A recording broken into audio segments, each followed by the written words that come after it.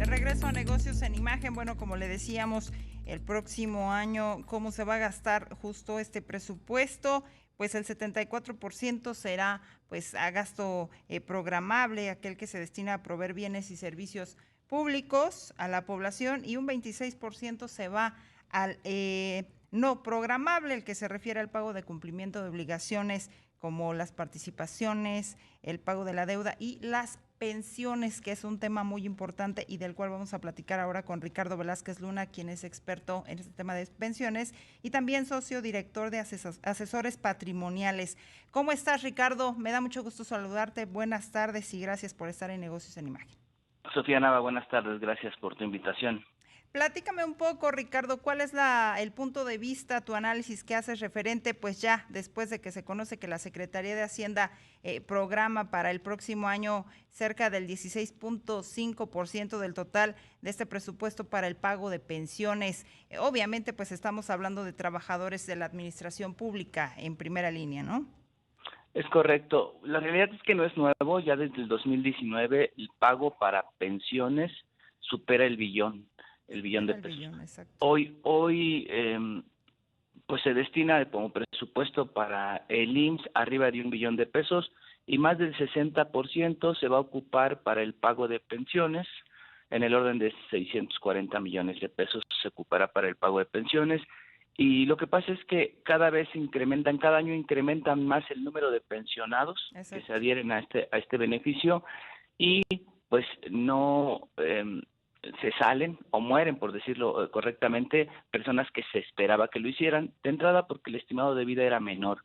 Hoy los estimados de vida superan los 80 años y sigue entrando estas personas, sobre todo las que pertenecen a la ley anterior, a la ley 73, que tienen el beneficio de pensionarse sin haber hecho un ahorro en particular, simplemente es un beneficio que la ley les da por haber trabajado. Seguirá así los siguientes 4 o 5 años hasta que se empiecen a pensionar la gente que en su mayoría lo haga por la ley 97, que sí es una pensión basada en el ahorro. Por supuesto.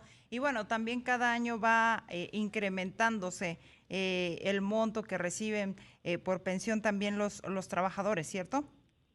Es correcto, aunque al cambiar este sistema hace 4 años, que el tope sea, eh, vaya en salarios mínimos, pero el salario mínimo actual está superando lo que es el valor de la UMA, las pensiones mínimas, que son el 70%, que equivalen a un salario mínimo, se están quedando atrás del salario mínimo actual. Te lo explico.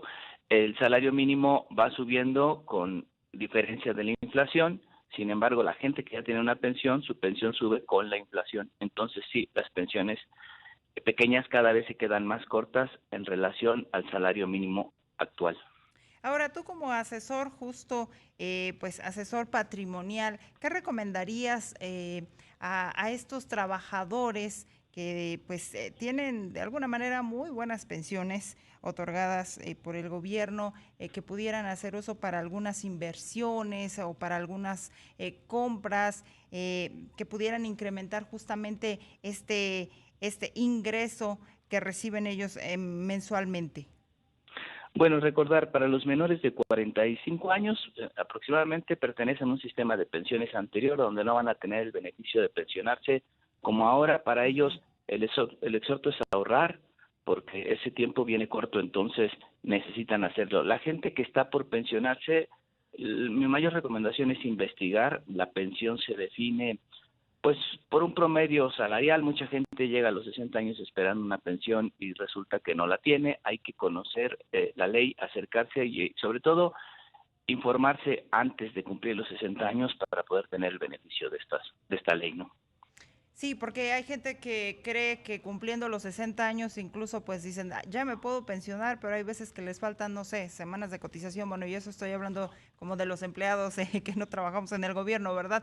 Es correcto. Y también, por el otro lado, pues este incremento que se ha dado, como dices, de este presupuesto que va destinado a las pensiones, de alguna manera, pues también impacta pues a las finanzas públicas. ¿Qué se podría esperar con respecto, pues, a, como dices, año con año también se van incorporando nuevos empleados que pues están buscando ya finalmente llegar y a recibir su pensión. ¿Cómo va a impactar de alguna manera las finanzas públicas este incremento en el presupuesto de las pensiones? Es correcto, lo ideal y lo esperado por siempre es aumentar la base que grava impuestos en este país. No hay otra forma, finalmente es el resultado de una mala planeación del sistema de pensiones. Cierto es que se cambió hace 24 años, en el 97, sin embargo, pues todavía la gente se sigue pensionando así y se va a requerir más dinero los próximos años. Usualmente lo que ha pasado es que la base que grava, pues se le aumenta ese impuesto cuando deberíamos buscar que más gente participara de este impuesto, metiéndolos al mercado formal o de alguna forma regulándolo. Eso es una tarea económica del gobierno, ¿no? Totalmente de acuerdo. Ricardo, si tienes algún otro comentario, si no, bueno, pues yo te agradecería mucho que nos hayas regalado estos minutos para entrevista aquí en Negocios en Imagen. Muchas gracias, Sofía. Estamos a sus órdenes, Ricardo Velázquez. Muchas gracias, Ricardo. Muy buenas tardes a ti. Hasta luego.